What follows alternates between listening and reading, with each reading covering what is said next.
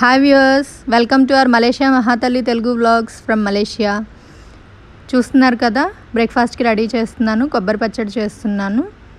కొబ్బరిని వేయించలేదు, పచ్చిమిరపకాయలని లైట్గా వేయించాను, పూర్తిగా వేగలేదు అవి. పచ్చి కొబ్బరి తీసుకున్నాను. నెక్స్ట్ ఇందులోకి యాడ్ చేయటం కోసం చాలా తక్కువ అమౌంట్ ఆఫ్ ఉప్పు, పసుపు, జీలకర్ర, వెల్లుల్లి రెబ్బ. ఈ వెల్లుల్లిని నేను వేయించలేదు. నెక్స్ట్ చింతపండు గుజ్జును తీసి పక్కన పెట్టుకున్నాను అన్నమాట. ఇలా గుజ్జు తీసి పక్కన పెట్టుకోకుండా డైరెక్ట్గా చింతపండుని ఒక 1 or 2 minutes నీటిలో నానబెట్టి డైరెక్ట్గా వేసేసుకొని మిక్సీ పట్టేసుకోవచ్చు అన్నమాట. మన సౌత్ ఇండియన్ ఫుడ్ స్టైల్లో బ్రేక్ఫాస్ట్లో ఈ కొబ్బరి చట్నీ అనేది చాలా మంచిది. ఎందుకనంటే కిడ్నీలని శుభ్రం చేసే గుణం ఈ కొబ్బరిలో ఉంటుందన్నమాట. బట్ వెయిట్ లాస్ ప్లాన్లో ఉన్నటువంటి వాళ్ళు కొబ్బరిని ఎంతవరకు అవాయిడ్ చేయగలిగితే అంత మంచిది. ఎందుకంటే కొబ్బరి వెయిట్ పెంచుతుంది బాడీలో. అట్ ద సేమ్ టైం కొబ్బరిలో ఉన్నటువంటి మంచి గుణమైన కిడ్నీలని శుభ్రం చేయటం అనే గుణాన్ని మీరు వదులుకోవటం ఇష్టం లేకపోతే కనుక 1 or 2 pieces బెల్లం కలుపుకొని తినండి. నెక్స్ట్ ఇక్కడ చూస్తున్నారు కదా, నిన్న చేసినటువంటి దోశ పిండిని ఈ కన్సిస్టెన్సీలో చక్కగా వాటర్ అండ్ లైట్గా ఉప్పు వేసుకొని కలుపుకోవాలన్నమాట. నేను ఇంకా ఇందులో ఏమీ యాడ్ చేయటం లేదు, ఓన్లీ డైరెక్ట్గా పేపర్ దోశ వేసేస్తున్నాను అన్నమాట. మా వారికి, మా అత్తగారికి, మా పాపకి వేస్తున్నాను ఈ దోశలు. నా కోసం మళ్ళీ స్పెషల్గా నేను డిఫరెంట్గా వెయిట్ లాస్ ప్లాన్లో వేరే బ్రేక్ఫాస్ట్ చేసుకున్నాను అనమాట. అది ప్రోటీన్ రిచ్, అది కూడా చూపించేస్తాను. నేను చాలా ఏళ్ళ నుంచి వాడుతున్నటువంటి దోశ పెనం అనమాట. సో గ్రీజింగ్ అంతా పోయింది. అలా గ్రీజింగ్ పోయినటువంటి దోశ పెనానికి ఇలా ఉల్లిపాయని పైన ఉన్నటువంటి ముచ్చికని పట్టుకొని కొంచెం ఆయిల్ యాడ్ చేసి అలా రుద్దితే కనుక గ్రీజింగ్ వస్తుందన్నమాట. సో అందులో ఇప్పుడు ఆ ప్యాన్లో నేను ప్యాన్ హీట్ ఎక్కిన తర్వాత దోశ వేస్తున్నాను. స్పూన్ఫుల్ ఆఫ్ బ్యాటర్ తీసుకొని ఆ దోశని అట్లా చక్కగా అలుక్కుంటే రౌండ్గా వచ్చేస్తుంది అన్నమాట. దోశ వేసిన వెంటనే ఆయిల్ యాడ్ చేయకండి. కొంచెం జస్ట్ 20 seconds అలా దోశని కాలనిస్తే కనుక మంచి క్రిస్పీ నేచర్ వస్తుంది. అప్పుడు ఆయిల్ యాడ్ చేస్తే టేస్ట్ చాలా బాగుంటుంది అన్నమాట, ఎర్రగా వేగుతుంది. నేనైతే దీనిని గోల్డెన్ ఎల్లో బ్రౌన్ కలర్లో మాత్రమే దోశని వేయించుకుంటున్నాను అనమాట. ఇప్పుడు ఆయిల్ యాడ్ చేస్తున్నాను, చాలా లిటిల్ అమౌంట్ ఆఫ్ ఆయిల్, అది కూడా ఆలివ్ ఆయిల్ యాడ్ చేస్తున్నాను అనమాట. హెల్త్ కాన్షియస్గా మారటం అనేది మన ప్రతి వంటకంలోనూ చూపించాలని చెప్పేసి నేను అనుకుంటున్నాను. ఆలివ్ ఆయిల్ వాడితేనే మంచిదా, మిగతావేవి మంచివి కాదా అంటే కనుక ఇవాళ రేపు మనం తింటున్నటువంటి ఫుడ్ స్టైల్స్లో మన బాడీని లైట్గా ఉంచుకోవాలంటే మాత్రం olive oil compulsory. Even though expensive అయినప్పటికీ కానీ ఆయిల్ వాడకాన్ని తగ్గించి ఆలివ్ ఆయిల్ని ఎవ్రీడే యూస్ చేయడానికి ట్రై చేయండి. దోశ కాలిన తర్వాత ఒక 40 seconds తర్వాత ఇలా ఓ పక్క నుంచి దోశ అదంతటా అదే పైకి లేస్తుంది. అప్పుడు మనం చక్కటి అట్లకాడతో అలా తిప్పేసుకోవాలి. సో చూసారు కదా దోశ ఎలా గోల్డెన్ ఎల్లో కలర్లోకి వచ్చేసిందో.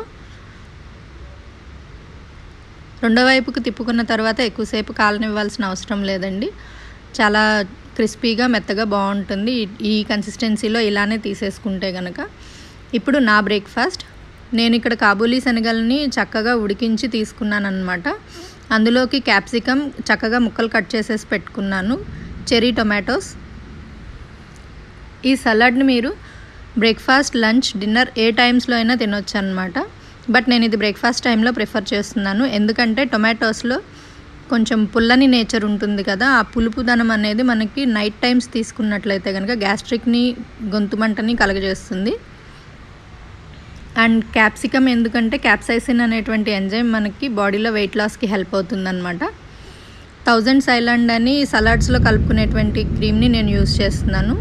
ఇది సవర్ క్రీమ్, సలాడ్ క్రీమ్ అని కూడా అంటారు. చక్కగా మిక్స్ చేసేసుకుంటున్నాను. ఈ క్రీమ్స్ యాడ్ చేయకుండా కూడా చక్కగా మీరు అలా only chickpeas and capsicum టొమాటోస్తో తినేయచ్చు. ఇంకా ఇష్టమైతే ఆనియన్ అండ్ గ్రీన్ చిల్లీస్ కూడా యాడ్ చేసుకోవచ్చండి. నేనైతే యాడ్ చేయటం లేదు. రెడీ అయిపోయింది నా సలాడ్. సో ఇప్పుడు ఫస్ట్ అయితే మా వారికి బ్రేక్ఫాస్ట్ వడ్డించేస్తున్నాను. ఆయన్ని కూడా వెయిట్ లాస్ ప్లాన్లోకి తీసుకొచ్చేయటం కోసం కేవలం 2 దోశలు పెట్టి ఈ సలాడ్ పెట్టాను అనమాట. మనకి టేస్టీగా ఉన్నటువంటి ఫుడ్స్ని మనకి తెలియకుండానే ఎక్కువ తినేస్తుంటాం కదా, అలా మినిమైజ్ చేసుకోవటానికి అలా యాడ్ చేసుకొని తినొచ్చు. ఇంకా వంటకి రెడీ చేసుకుంటున్నాను. ఎర్ర తోటకూరని ఇలా చక్కగా శుభ్రం చేసేసుకున్నాను అనమాట. కాడలు తుంచేసి వేర్లతో సహా వస్తుంది కదా మనకి, ఇవి కట్టలు కట్టలుగా. సో అక్కడితో కాడలు తుంచేసేసుకొని చక్కగా శుభ్రం చేసేసుకున్నాను అనమాట. ఈ శుభ్రం చేసుకున్నటువంటి తోటకూరని కంపల్సరీ చాలా టైమ్స్ కడుక్కోవాలన్నమాట.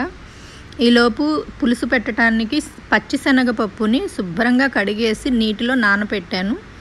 ఈ నీటినే మళ్ళీ కూరలో ఎసరలాగా వాడతాను కాబట్టి కొంచెం ఎక్కువ నీరు వేసుకున్నాను అనమాట. 20 మినిట్స్ నానితే సరిపోతుంది. తోటకూరని కడిగేటప్పుడు కంపల్సరీ మనం చాలా శుభ్రంగా కడగాలండి. తోటకూరలో కనిపించినటువంటి సన్నని ఇసుక దుమ్ము రేణువులు ఉంటాయన్నమాట. చాలామంది తోటకూరని కడగటానికి ఇష్టపడలేక అంతంత టైమ్స్ అంత వాటర్ ఫెసిలిటీ లేనటువంటి వాళ్ళు తోటకూరని తినటం మానేస్తుంటారు, స్కిప్ చేస్తుంటారు. బట్ తోటకూర అనేది చాలా ఎసెన్షియల్ ఫుడ్, స్టేపుల్ ఫుడ్స్లో ఒకటి అనమాట మన సౌత్ ఇండియన్ ఫుడ్ స్టైల్లో.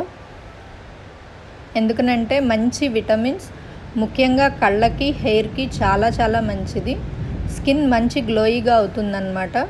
బ్లడ్ ప్యూరిఫికేషన్ జరుగుతుంది తోటకూరలో ఉండేటువంటి కొన్ని ఎంజైమ్స్ వలన. సో తోటకూరని స్కిప్ చేయకుండా, అసలు పచ్చిదే తినేస్తుంటారు చాలా చాలా ప్లేసెస్లో ప్రపంచంలో సలాడ్స్లో కలుపుకొని. బట్ మనకి మన ఫుడ్ స్టైల్లో ఎలా అయితే తింటామో అలా చక్కగా కర్రీస్ వండుకొని తినడం అనేది మంచి విషయమే అన్నమాట. రైస్, చపాతీ ఎందులోకైనా సరే ఇది చాలా బాగుంటుంది. తోటకూర గ్రీన్ కలర్లో కూడా వస్తుందన్నమాట. ఇలా రెడ్ కలర్ ఆకు తీసుకున్నాను అనమాట నేను. మాకు ఇక్కడ ఆకుకూరలు చాలా బాగా పుష్కలంగా కొనుక్కోవటానికి చక్కగా దొరుకుతుంటాయి అన్నమాట. కాకపోతే కొంచెం ఎక్స్పెన్సివ్. ఇంతకుముందు చాలా చీప్గానే దొరికేవి, ఇప్పుడు బాగా రేట్స్ పెరిగిపోయాయి అన్నమాట. కోవిడ్ ఎఫెక్ట్ వలన అందరూ వెజ్జీస్ బాగా తినటం మొదలుపెట్టారు కదా. ఇందులో ఉన్నటువంటి ఇమ్యూనిటీ బూస్టింగ్ ఈ క్యాపబిలిటీస్ అన్నిటికీ అందరూ అట్రాక్ట్ అయ్యి బాగా లీఫీ వెజిటేబుల్స్ తింటున్నారు కదా. ఇంతకుముందు బాగా రేట్స్ తక్కువ ఉండేవి, ఇప్పుడు బాగా పెరిగిపోయాయి అన్నమాట. చక్కగా శుభ్రం చేసుకున్నటువంటి తోటకూరలోంచి ఇసుక బయటకు వచ్చేయాలండి. ఎందుకంటే ఆ ఇసుక మనం పులుసు తింటున్నా, పప్పు తింటున్నా కానీ ఆ పంటికి తగులుతూ బాగోదు, తినబుద్ధి కాదు. ఇంకా అది తినటమే మానేస్తాం మనము. చూస్తున్నారు కదా ఇసుక ఎట్లా బయటకు వచ్చేసిందో. అలాగా చాలా టైమ్స్ దీనిని శుభ్రంగా కడుక్కోవాలన్నమాట. అప్పుడే మనకి తోటకూర ఇసుక లేకుండా చక్కటి రుచిలో వస్తుందన్నమాట. కూర కూడా వేస్ట్ అయిపోతుంది కదా ఇసుకగా ఉంటే, ఎవ్వరూ తినరు. ఫ్రెష్ వాటర్లో బాగా నేనైతే 6 సార్లు కడిగానండి.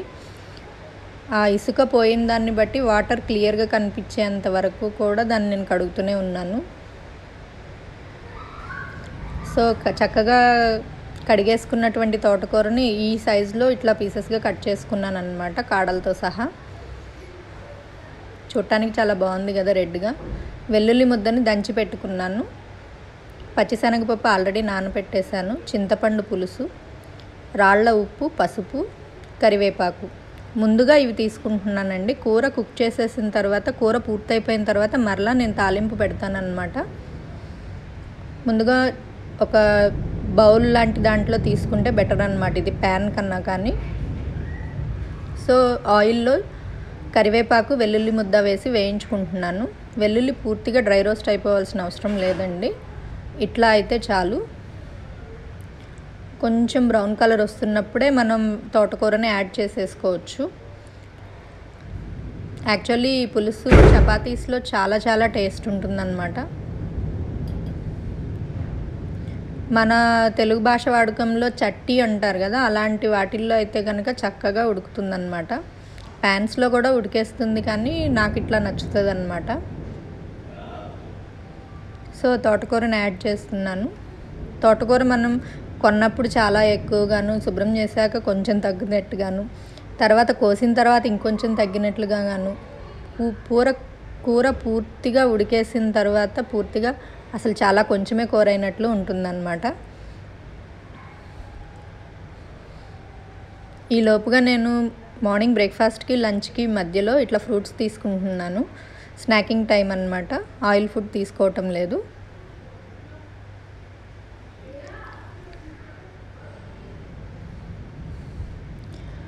చక్కగా ఇలా వంటలు చేసి చూపిస్తూ అందరికీ నేర్చుకునే విధంగా చేసుకునే విధంగా చూపించటం వలన వెయిట్ లాస్ అనేది మనం ఏదో పెద్ద విషయం కాదు అని ఈజీగా సింపుల్ వంటకాలతో కూడా చేసుకొని తింటూ తగ్గొచ్చని తెలియజేస్తున్నాను.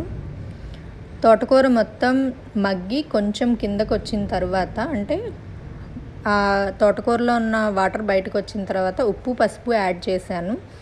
ఆ తర్వాత జస్ట్ 1 మినిట్ గ్యాప్లోనే ఇట్లా పచ్చిశనగపప్పుని వాటర్తో సహా యాడ్ చేశాను. ఆ వాటర్ నానబెట్టిన వాటర్ని పారపోయకండి, ఇలా కూరలోనే ఉపయోగించుకోండి. ఒకవేళ కూరలో ఇంకా వాటర్ అవసరమైతే కనుక కొంచెం వాటర్ హీట్ చేసి అప్పుడు హాట్ వాటర్ని వేయండి. డైరెక్ట్గా కోల్డ్ వాటర్ని ఎప్పుడు కర్రీస్లో అట్లా యాడ్ చేయకండి. అది కూడా ఒక హెల్త్ టిప్ అన్నమాట. ఇలా కూర మొత్తాన్ని చక్కగా కలియ తిప్పేసుకున్న తర్వాత మూత పెట్టి మగ్గనివ్వండి. చక్కగా మగ్గినటువంటి కూర ఇట్లా ఉడుకుతుందన్నమాట.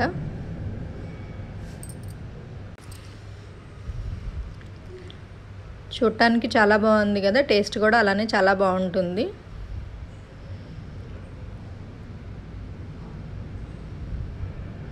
సో పప్పు ఉడికింది అనుకున్న తర్వాత నేనైతే మా అమ్మాయికి చింతపండు కారం యాడ్ చేయకుండా తీస్తున్నాను. ఎందుకంటే తనకి ఎట్లాంటి గ్యాస్ట్రిక్ కంప్లైంట్ ఉండకుండా ఉండాలి అనేది నా ఉద్దేశం అన్నమాట. ఇప్పుడు చింతపండు యాడ్ చేస్తున్నాను అండ్ కారం. సో అవి రెండు వేసేసుకున్న తర్వాత చక్కగా కలియ తిప్పేసుకొని మళ్ళీ మూత పెట్టుకొని జస్ట్ 2-3 మినిట్స్ అలా మగ్గనివ్వాలన్నమాట. చక్కగా మగ్గినటువంటి కూరలో ఇలా తాలింపు పెట్టుకుంటున్నాను. ఈ తాలింపు నెయ్యితో పెట్టుకుంటే ఇంకా చాలా బాగుంటుందండి. బట్ నేను ఇప్పుడు ఆయిలే యూస్ చేస్తున్నాను. పచ్చిశనగపప్పు, ఆవాలు, జీలకర్ర, ఎండుమిరపకాయలు వేసి ఇట్లా పెట్టుకున్న తర్వాత తాలింపు, అందులోనే కొంచెం కరివేపాకు, పచ్చిమిరపకాయలు యాడ్ చేశాను. ఆల్రెడీ కరివేపాకు కూర స్టార్టింగ్లో యాడ్ చేశాను కాబట్టి కూరకి మంచి అరోమా వస్తుందన్నమాట. ఇలా వేగిన తర్వాత కూడా ఇంకా చాలా బాగుంటుంది. సో ఈ తాలింపు మిశ్రమాన్ని కూరలో యాడ్ చేసేసాను. చక్కగా వేడివేడి అన్నంలో కానీ చపాతీలో కానీ తింటే చాలా బాగుంటుంది. ఈ వీడియో కనుక మీకు నచ్చినట్లయితే లైక్ చేయండి, షేర్ చేయండి, సబ్స్క్రైబ్ చేయండి.